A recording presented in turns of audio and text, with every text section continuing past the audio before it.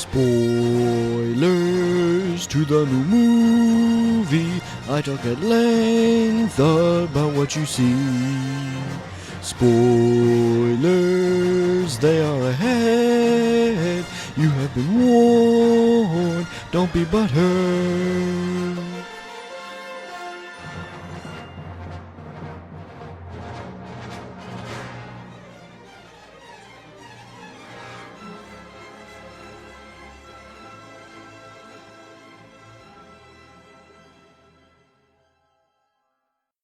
Hey guys, Joseph here. It's time for another one of my critical vlogs, and I've finally gotten a chance to watch Star Wars Episode 7, The Force Awakens. I even took a day to just sort of, stew on it and think about what I liked, what I didn't like, what I thought worked, and what I thought didn't work.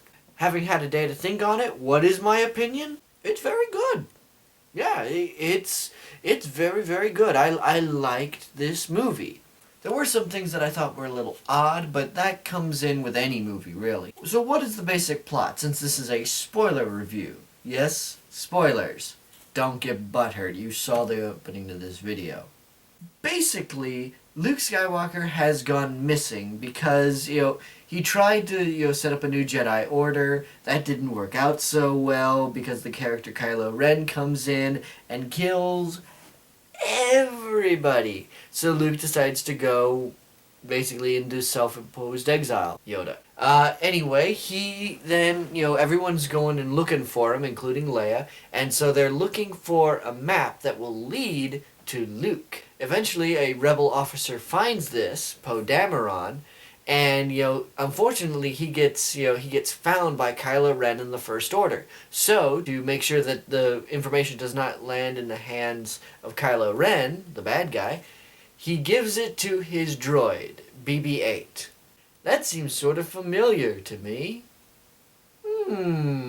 Anyway, Poe Dameron gets captured and taken prisoner by Kylo Ren, but gets freed by a member of the First Order Stormtroopers who doesn't really want to do it anymore, named Finn. The two of them work together and find themselves landing on Jakku. Okay, that's sort of my first real issue with the film, is why did Jakku have to be Jakku and not be Tatooine, a desert planet that we're all familiar with? I don't really get it. Maybe we'll figure it out in episodes 8 and 9, why it had to be something different. I really don't see it at the current moment. That's really my only gripe. It's basically the exact same argument people had for why couldn't Naboo be Alderaan. Ultimately, it's small potatoes, I guess, but it's just something that sort of annoys me. Anyway, when Poe and Finn end up on the planet of Jakku, they find out that BB-8 has now entered into the custody of a scavenger named Rey. Now the group attempts to flee the planet from the First Order because they need to get the BB-8 droid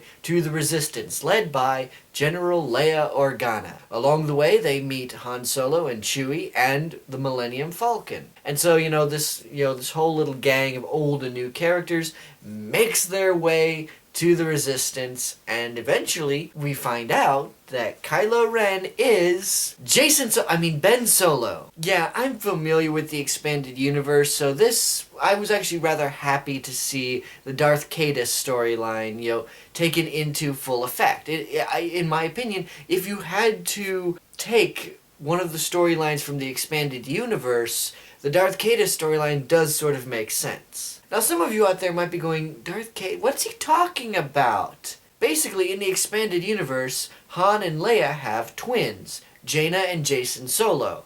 However, Jacen eventually falls to the dark side and becomes Darth Caedus. He, basically declares a new civil war, restarts the Empire. It's a really dark storyline, and eventually has to be killed by Jaina. Yeah, kinda dark, don't you think? And now they've sort of combined Luke's son, Ben Skywalker, with Jacen Solo from the expanded universe and combined them into Ben Solo. Han's son, who was Force-sensitive and joined up with Luke, but eventually betrayed him because of this, Supreme Leader Snoke. Sort of a silly name, but the guy actually looks rather intimidating. Even if when we first see him, I thought, please don't let this just be like some gigantic, huge dude. Because he comes off looking like 50 feet tall and in basically an Abraham Lincoln chair. But thankfully that was just a hologram. That's not actually what was here. Hooray! But what I really kind of like about Kylo Ren is that Kylo Ren, Ben, doesn't really come off as evil. Not really. He comes off like a Vader fanboy. I mean, that's sort of what he is when you really get down to brass tacks. He doesn't need the helmet. He looks just fine, at least until the end of the movie. You know, he's basically just wearing it because Vader wore it. And everything he does is to basically, he wants to be like Vader.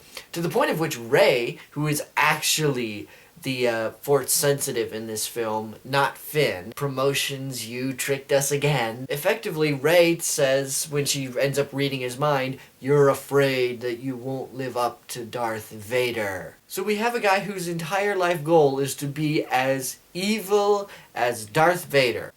Of course, we also knew that there was going to be a big twist in this movie. We knew it had to be there because all the Star Wars films love their twists. In whatever they can get them, and however they can get them, they love their twists. You know, very few twists work so well as the death of a beloved character. I am, of course, referring to the death of Han Solo. Now, this scene was sad in primarily that, you know, Kylo Ren kills his dad. That's sad, that's tragic, and it automatically gives him douchebag points, you know, douchebag points for Kylo Ren, because he just killed his dad in cold blood. Yeah, really, really good. You know, Chewie ends up coming off really cool because, you know, he does the no! Bang, bang, bang! That's cool, that makes the scene all the more tragic. But the death of Han Solo isn't all that surprising to me for only one single reason. Harrison Ford always wanted Han Solo to die. Yeah,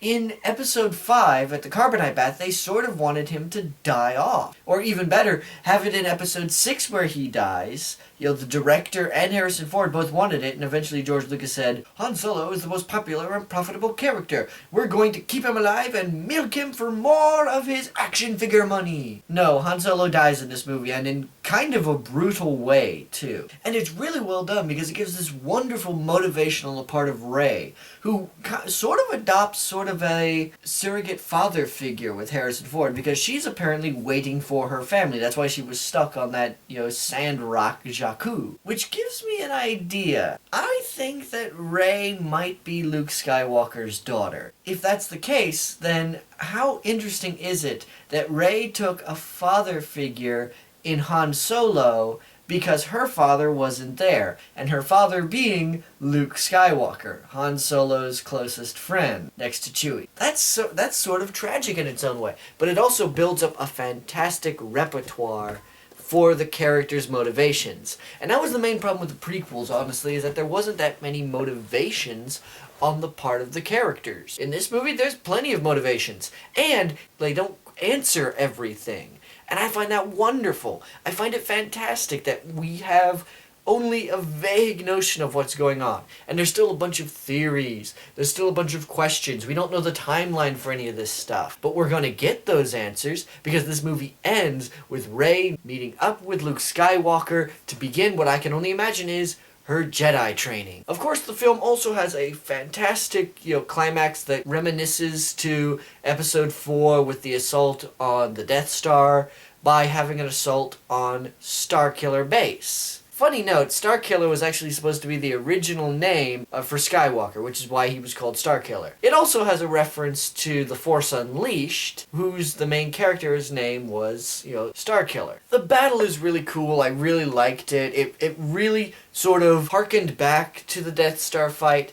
but also made it feel more epic. Because their goal is not to destroy a space station, but basically to destroy a planet. Because Starkiller Base is a weaponized planet that destroys solar systems. It's very reminiscent of the Star Forge from the Knights of the Old Republic, which is fine by me. Starkiller Base actually led to one of the few bits of confusion I had with the plot, and that was mostly that I thought the base had destroyed Coruscant. It actually hadn't. It had destroyed a place called Hosnian Prime. Because apparently the New Republic's capital switches based upon who I guess, we don't know who the leader is, but I'm assuming it's a chancellor again. That whoever the chancellor is, the capital of the Republic moves to that Chancellor's planet. Which makes sense, I suppose, in that you're trying to fight the First Order. You have a 30-year-long civil war. You don't want to have a singular